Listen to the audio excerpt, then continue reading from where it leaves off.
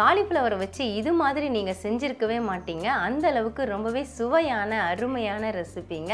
ரொம்ப சுலபமாக செஞ்சிடலாங்க. Hi friends, welcome to Chennai food. இந்த ரெசிபியை நான் எப்படி செய்கிறேன் நீங்களே பாருங்கள் வாங்க. இந்த ரெசிபி செய்கிறதுக்காக நான் ஒரு மீடியம் சைஸ் காலிஃப்ளவரை சுத்தம் பண்ணி எடுத்து வச்சுருக்கேங்க. சூடான தண்ணியில் போட்டு நல்லா அலசிட்டு தண்ணி வடித்து எடுத்து வச்சுருக்கிறேன். இது நம்ம ஃபஸ்ட்டு மேரினேட் பண்ணிக்கலாம். இதுக்கு தேவையான மசாலா சேர்த்துடலாம். 1 டீஸ்பூன் அளவுக்கு நான் தனி மிளகாய் தூள் எடுத்துருக்கேங்க. அதை இதில் சேர்த்து விட்டுக்கலாம். 1 டீஸ்பூன் அளவுக்கு கரம் மசாலா எடுத்துருக்கேன். அதையும் இதில் சேர்த்துக்கலாம். 1/2 டீஸ்பூன் அளவுக்கு சால்ட்டு, அதையும் இதில் சேர்த்துக்கோங்க. 1/4 டீஸ்பூன் அளவுக்கு மஞ்சள் பொடி சேர்த்துட்டு இது கைகளை வைக்க வேண்டாங்க, அப்படியே நம்ம குலுக்கி விட்டுக்கலாம். குலுக்கி விட்டதுக்கப்புறமா 2 டீஸ்பூன் அளவுக்கு தயிர் சேர்த்து விட்டுக்கலாம். நல்லா கெட்டியான தயிராக சேர்த்துக்கோங்க. சேர்த்துட்டு மறுபடியும் குலுக்கி விட்டுட்டு அதுக்கப்புறம் கைகளை வச்சு பிசைஞ்சு விட்டுக்கலாம். இந்த மாதிரி காலிஃப்ளவரில் மசாலா போட்டு ஊற வச்சுட்டு செய்யும் பொழுது டேஸ்ட்டு அருமையாக இருக்குங்க. இதில் இன்னொரு விஷயம் என்னன்னு பார்த்தீங்கன்னா, காலிஃப்ளவரை கொஞ்சம் பெரிய துண்டுகளாக நறுக்கிக்கோங்க. ரொம்ப பொடிசாக நறுக்கிடாதீங்க. கையில் வச்சு இந்த மாதிரி நல்லா கலந்து விட்டுக்கோங்க. இதை அப்படியே ஊற விட்டுடலாம். நான் மூடி போட்டு விட்டுறேன். ஓரமாக எடுத்து வச்சுக்கோங்க. மறுபடியும் ஒரு மிக்சிங் பவுல் எடுத்துக்கோங்க. 250 கிராம் அளவுள்ள கப்பு, அதாவது மெஷரிங் கப்பு. இதில் நான் 2 கப் அளவுக்கு பாஸ்மதி அரிசி அளந்து எடுத்து வச்சுருக்கேன். இந்த அரிசியை இந்த பவுலில் மாற்றிக்கலாம். இந்த அரிசியை நம்ம 2 தடவை தண்ணியில் நல்லா அலசி தண்ணியை வடித்து எடுத்துகிட்டு வந்துடலாம். பாஸ்மதி அரிசியை நான் 2 தடவை கழுவிட்டு தண்ணி வடித்து எடுத்துகிட்டு வந்துட்டேங்க. இதை நாம் ஊற விட போகிறோம். தேவையான அளவு தண்ணி சேர்த்துக்கோங்க. குடிக்கிறதுக்கு பயன்படுத்தக்கூடிய தண்ணியை சேர்த்துக்கோங்க. தண்ணி சேர்த்துட்டு அப்படியே ஒரு தடவை அப்படி கலந்து விட்டுடுங்க. இதையே நாம் மூடி போட்டு வச்சிடலாம். 15 நிமிஷம் நல்லா ஊறட்டும். ஸ்டவ் ஆன் பண்ணிவிட்டு ஸ்டவ்வில் குக்கர் வச்சுக்கோங்க. நான் ப்ரெஷர் பேன் வச்சுருக்கேன். பேன் நல்லா சூடாகட்டும். பேன் இப்போ நல்லா சூடாயிடுச்சுங்க. 2 டேபிள் ஸ்பூன் அளவுக்கு நெய் சேர்த்து விட்டுக்கலாம். நீங்கள் எடுக்கிற அளவை பொறுத்து சேர்த்துக்கோங்க. 1 டேபிள் ஸ்பூன் அளவுக்கு எண்ணெய், சமையல் எண்ணெய் சேர்த்துக்கலாம். எண்ணெய் இப்போ நல்லா சூடாயிடுச்சு. 1 பிரியாணி இலை சேர்த்துக்கிறேன். 4 கிராம்பு சேர்த்துக்கிறேன். 2 ஏலக்காய், 2 துண்டு பட்டை, 1 அன்னாசிப்பூ, கொஞ்சமாக கல்பாசி. மசாலாலாம் பொரிஞ்சதுக்கப்புறமா நம்ம வெங்காயம் சேர்க்கலாம். இப்போ மசாலா நல்லா பொரிஞ்சிருச்சு. 2 மீடியம் சைஸ் வெங்காயத்தை நான் நீல வாக்கில் நறுக்கி வச்சுருக்கேன். அதை இதில் சேர்த்துக்கிறேன். கூடவே 2 பச்சை மிளகாய் 2ஆக கீறி வச்சுருக்கேன். அதையும் சேர்த்துக்கிறேன். கொஞ்சமாக கருவேப்பிலை. வெங்காயம் நல்லா வதங்கணும். வெங்காயம் பாருங்கள் இப்போ நல்லாவே வதங்கிடுச்சு. 1 டேபிள் ஸ்பூன் அளவுக்கு இஞ்சி பூண்டு விழுது சேர்த்துக்கலாம். சேர்த்துட்டு இஞ்சி பூண்டு பச்சை வாசனை போகிற அளவுக்கு கலந்துக்கோங்க. இஞ்சி பூண்டு பச்சை வாசனை போகிற அளவுக்கு நல்லா வதங்கிடுச்சுங்க.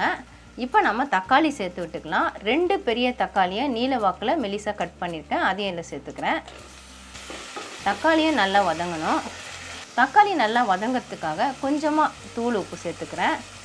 சீக்கிரமாக நல்லா வதங்கி வந்துடும். தக்காளி பாருங்கள் நல்லா இழைய வதங்கியாச்சு. இப்போ நம்ம மேரினேட் பண்ண இந்த காலிஃப்ளவர் நல்லா ஊறி இருக்குது. அதை இதில் சேர்த்துக்கலாம். சேர்த்துட்டு அப்படியே வெங்காயம் தக்காளியோடு சேர்த்து நல்லா பரட்டி விட்டுக்கோங்க. ஸ்டவ்வை மீடியம் ஃப்ளேமில் வச்சுக்கோங்க. நீங்கள் அப்படியே சேர்க்காம இந்த மாதிரி மேரினேட் பண்ணிவிட்டு சேர்த்திங்கன்னா டேஸ்ட்டு நல்லா அருமையாக இருக்கும். காலிஃப்ளவரில் நல்லா உப்பு காரம்லாம் ஏறி சூப்பராக இருக்கும். காலிஃப்ளவர் நல்லா மிக்ஸ் பண்ணியாச்சுங்க. இது கூட சேர்க்கறதுக்காக நான் காஞ்ச பட்டாணி, அதாவது பச்சை கலரில் இருக்கக்கூடிய காஞ்ச பட்டாணியை நான் ஒரு 5 மணி நேரம் ஊற வச்சு வேக வச்சு தண்ணி வடித்து வச்சுருக்கேன். மெஷரிங் கப்பில் 1 கப்பு, 250 கிராம் கப்பில் 1 கப் எடுத்திருக்கேன். அதை சேர்த்துக்கிறேன். இது ஆப்ஷனல் தான், உங்ககிட்ட இருந்தால் சேர்த்துக்கோங்க, இல்லைன்னா சேர்க்க வேண்டாம். அது மட்டும் இல்லாமல் பட்டாணி இவ்வளோ தான் சேர்க்கணுன்ட்டு அளவுலாம் இல்லை, உங்கள் விருப்பம் தான். உங்களுக்கு கூட்டி குறைச்சி நீங்கள் சேர்த்துக்கலாம். பட்டாணி சேர்த்துட்டு நல்லா கலந்து விடுங்க. பட்டாணி சேர்த்து நல்லா கலந்து விட்டாச்சுங்க. பாருங்கள் நல்லா மிக்ஸ் ஆகிடுச்சு. காலிஃப்ளவர், பட்டாணி, வெங்காயம், தக்காளி எல்லாமே நல்லா இப்போ மிக்ஸ் ஆகிடுச்சு. நாம் ஆரம்பிக்கும் பொழுது அரிசியை ஊற வச்சிட்டோம்னா சேர்க்கும் பொழுது நல்லா ஊறி இருக்கும். இப்போ பாஸ்மதி அரிசி நான் தண்ணி வடித்து எடுத்துகிட்டு வந்திருக்கிறேன். அதை இதில் சேர்த்துக்கலாம்.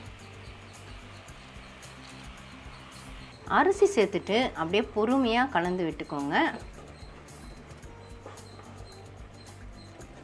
நம்ம ஏற்கனவே காலிஃப்ளவரில் கரம் மசாலா மிளகாய்த்தூள் எல்லாமே சேர்த்துருக்கோம்.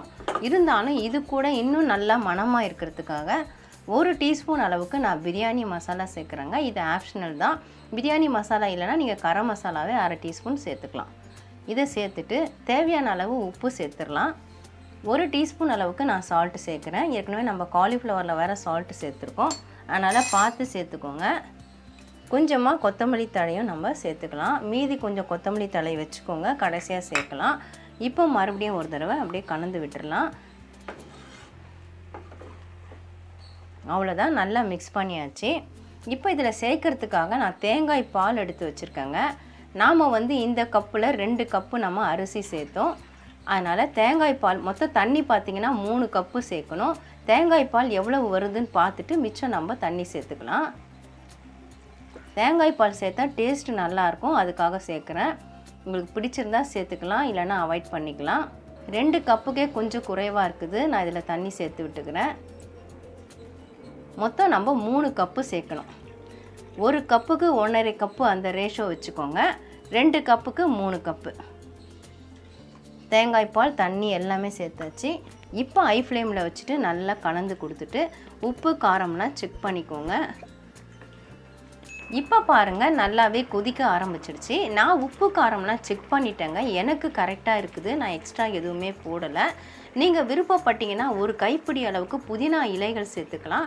நான் புதினா இலைகள் சேர்க்கலை. இப்போ ஒரு தடவை கலந்துட்டு அப்படியே லெவல் பண்ணி விட்டுடுங்க.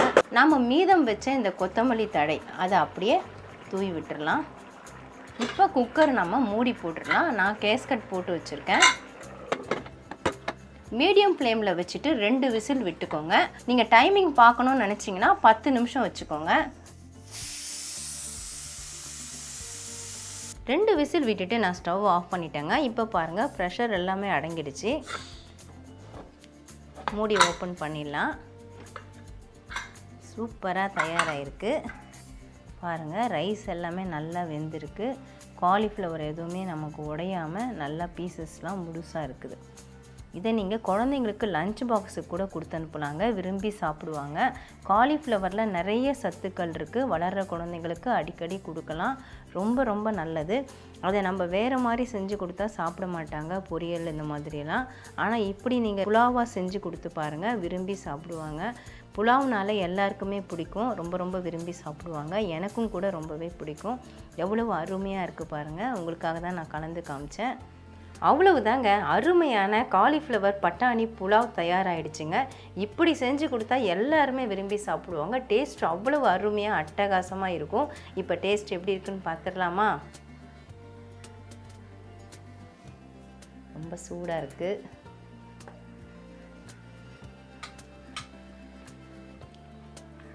ரொம்ப சூப்பராக இருக்குங்க. நம்ம சேர்த்த அந்த உப்பு காரம் எல்லாமே கரெக்டாக இருக்குது. நம்ம தேங்காய் பால் சேர்த்துருந்தோம், அது ரொம்ப ரொம்ப டேஸ்ட்டாக இருக்குது. நார்மலாக நம்ம தண்ணி சேர்த்து செய்கிறத விட தேங்காய் பால் சேர்த்து செய்யும்போது அது டேஸ்ட் இன்னும் கொஞ்சம் அதிகப்படுத்தி கொடுக்கும். இன்னொரு விஷயம் என்னென்னு பார்த்தீங்கன்னா, காலிஃப்ளவர் நம்ம மேரினேட் பண்ணிவிட்டு செஞ்சுருந்தோம். காலிஃப்ளவர்லேயே நல்ல உப்பு காரம்லாம் இறங்கி டேஸ்ட்டாக இருக்குது. மொத்தத்தில் சொல்லணும்னா அட்டகாசமாக இருக்குங்க. கண்டிப்பாக நீங்களும் ட்ரை பண்ணி பாருங்கள் ஃப்ரெண்ட்ஸ். ட்ரை பண்ணி பார்த்துட்டு எப்படி இருந்தால் எனக்கு கமெண்ட் பண்ணுங்கள். மறக்காமல் நம்ம சேனலை சப்ஸ்கிரைப் பண்ணிக்கோங்க, லைக் அண்ட் ஷேர் பண்ணுங்கள். இதோட இந்த வீடியோவை நான் முடிச்சுக்கிறேன். மறுபடியும் இன்னொரு வீடியோவில் உங்களை சந்திக்கிறேன். Bye guys. Bye bye.